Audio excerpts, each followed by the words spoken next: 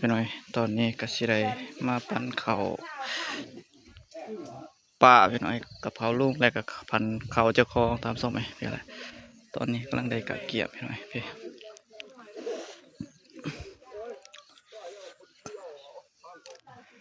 พี่เลยทำส้มไหม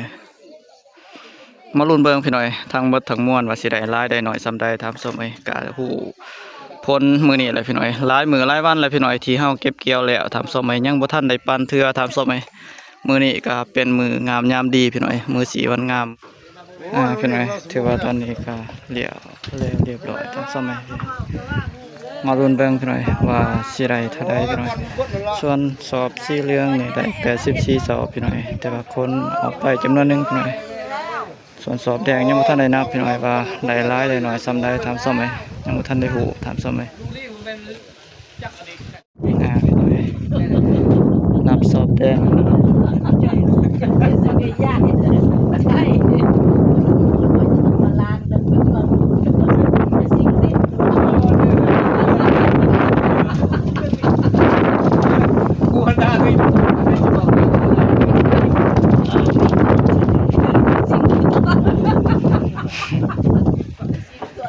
4 5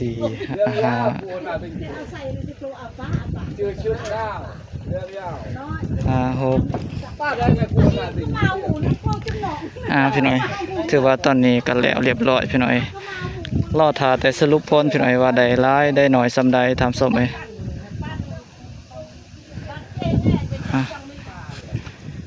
สิได้ไปช่วยเขาก่อนพี่น้อยพี่น้อยรวมๆกันไป80 บาทสอบพี่น้อย81สอบพี่น้อยสอบแดงสอบเหลืองกัน84พี่น้อย160 ปลายสอบตามสมัยทั้งมวลตามสมัยแต่ว่าสอบกับบ่ใหญ่ปานใดตามสมัยก็ซ้ำนี่แหละพี่น้อย160 ปลายสอบพี่น้อย165สอบตามสมัยทั้งมวลตามสมัยนี่แหละ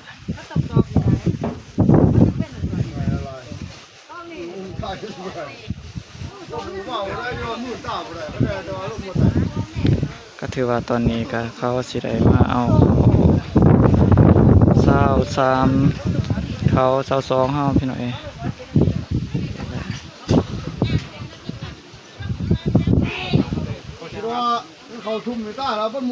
พี่น้อยตอนนี้ก็สิได้คนเมื่อบ้านพี่น้อยพี่แหละก็สอบแดงเป็นเขาทั้งครอบครัวหน่อยบ้านละไต่พี่น้อยก็ได้81สอบทำส้มไหมพี่แหละได้มาประมาณนี้พี่น้อยก็สิได้คนเมื่อบ้านทำส้มไหม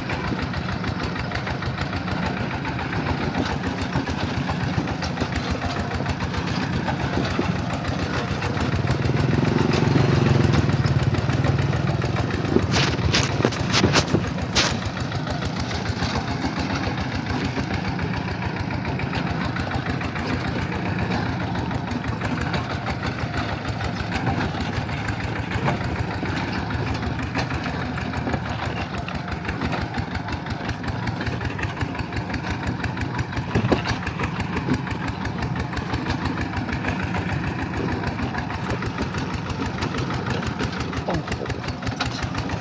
อีกสอง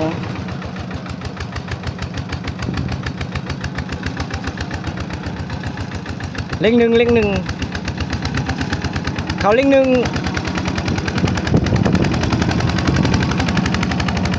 เขาเล็กหนึ่ง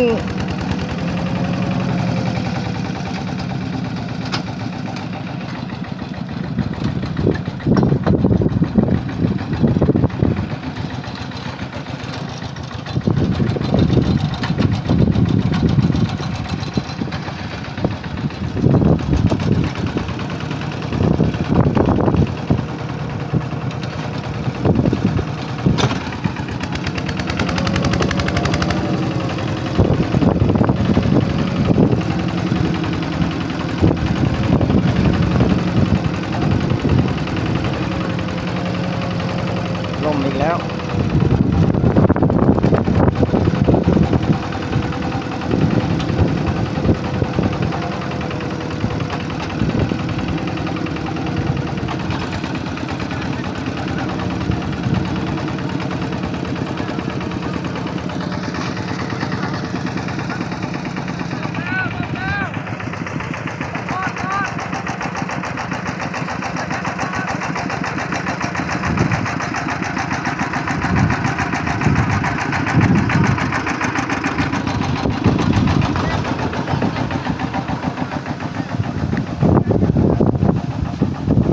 ลม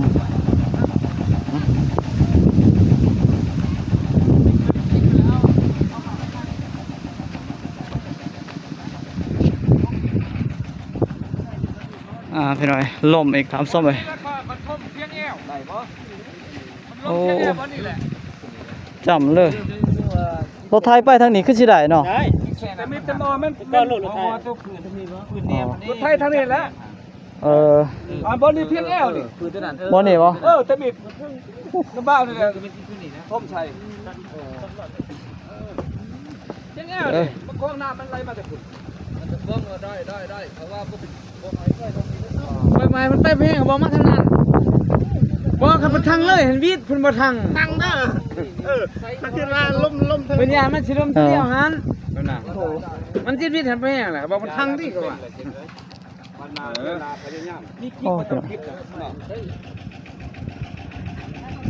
3 คัน 2 คันพี่หน่อยรถคนใดข่าพี่หน่อยลมอันนี้สิได้ย้ายไปทางไหนก่อนทางส้ม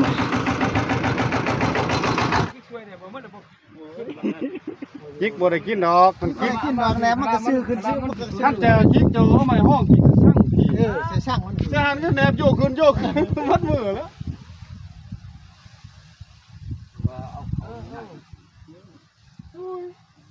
เป็นง่อยฮะมันสิอยู่บ่ปึงทำเล็กมันหน่อยเอาขึ้นเล็กด้วย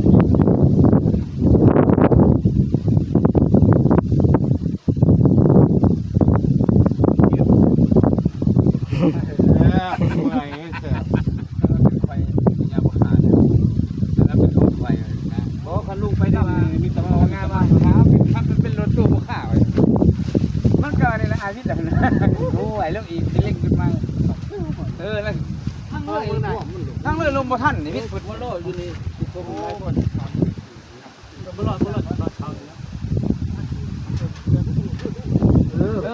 ทันบางอย่าส่งคืนที่น่ะบ่ทนยิ่งสิได้เนาะได้มันเฮ็ดแล้วเฮ็ดจังได๋ทางการมาเองเขาทำใครบ่ขึ้นทำเลยนี่มันอยู่เอาน้ำนับห้องทั้งนี้ก็ได้เพราะมันสูงขึ้นขึ้นนี่นะขึ้นมาขึ้นนี่ไม่บ่ได้ขึ้นนี่ห้ามดอกเฮ้ยลงน่ะนี่ขึ้นมานึงเฉยห้องมันนี่ก็ก่อนน้ำบ่ได้แห้งบ่ได้แห้ง ขึ้นเดินนั่นเลยเอาขึ้นเรื่องจะขึ้นไหม ไปบ้านมันง่ายพุ่นเขาลง ไปสแกนเนี่ยเขาเอาเขาไปพุ่นนะเขาแถวนึงเลยนะขึ้นป้องคนลาปนี่มา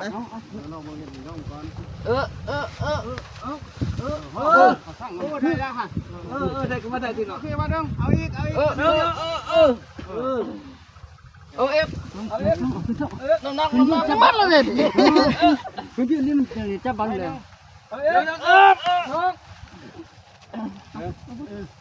ขึ้นไม่งัดเลยนะมันขึ้นแล้วห้องไม่อีกงัดอีกห้องไม่ได้ใช่ป่ะมันขึ้นแล้วไม่ได้จะได้ไม่คือจะลงข้างนี้ได้พอเลยเนาะโอ้ยมันโบขึ้นดอกบ่ห้องไม่งัดไม่เอาใหม่ห้องสร้างนี่ขึ้นก่อนเสียม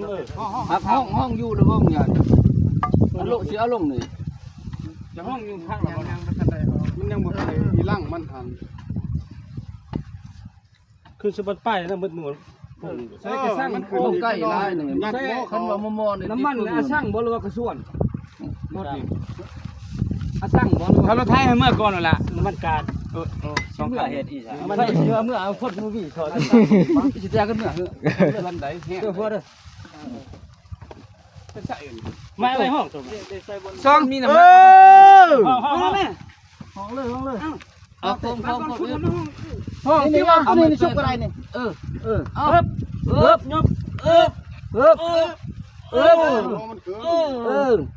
ยบยังได้เอาผ่าได้เพชรอะไรพี่ต้นเด้ไรเคียงมาทั้งยัดใจนี่มันอะไรนี่มันมดอีหลังแหละบ่ตัวห้องไม่ไข่ลายนะครับว่าบรมนั่นเขาบรมเนี่ยว่ามือจะซุกขอลายไรซุกมือขอลายเด้อมันลุดนี่แหละมีมือลุดไรอย่ามันลุดมือจังยันไม่ยอมตายมันซิกมากโม่ตัวนี้ห้องเซอร์นั่นมันห้องสะพานลงเลยบ่ดิตัวนี้ทำตำเขาไปไหนนี่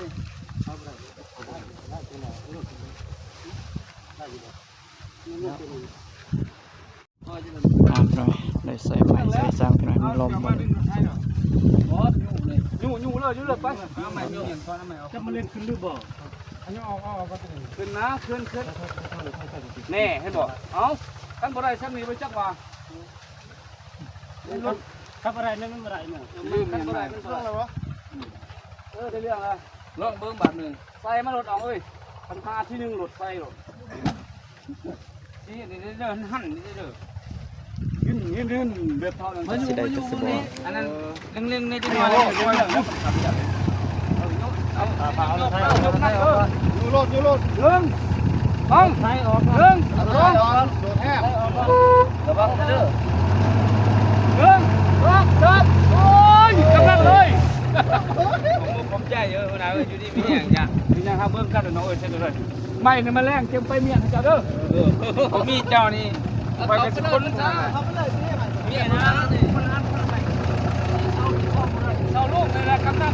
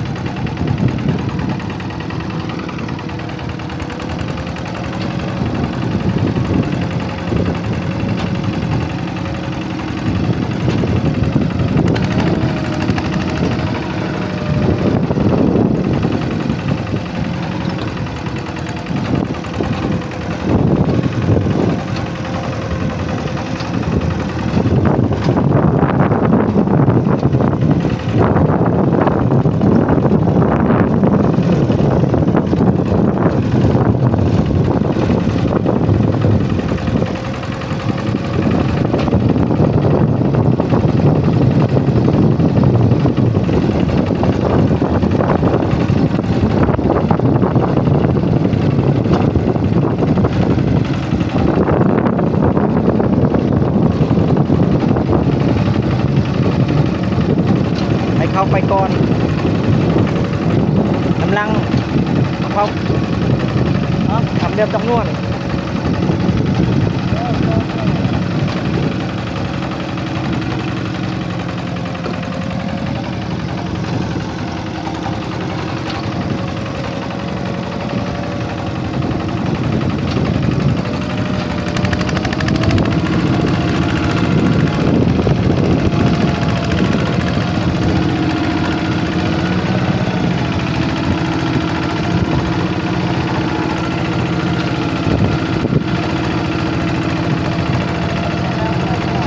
ฮะแล้วได้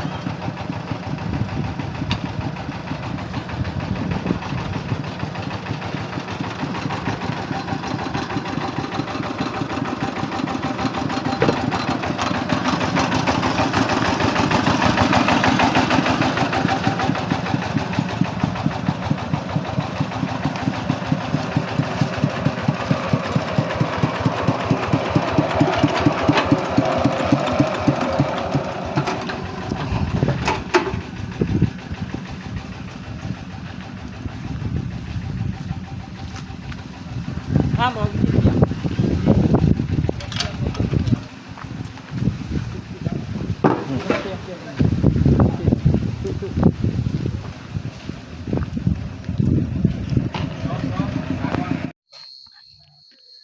พี่น้อยตอนนี้ก็ได้ฮอดเทือนฮอดซ่านพิธีเรียบร้อยพี่น้อยอันนี้จะเป็นข้าวของ ลงกับป่าพี่น้อยพี่แหละได้มากองไว้มาฝากไว้นี่ก่อนตามส้มไอ้84 สอบตามส้มไอ้ส่วนทางนี้ก็เข้าเฮามาป่าไว้อยู่ลุ่มแม่น12 สอบป่าไว้กินพี่น้อยเหลือนั่นก็ได้ป่าไว้อยู่เทิงลอกเขาพี่น้อย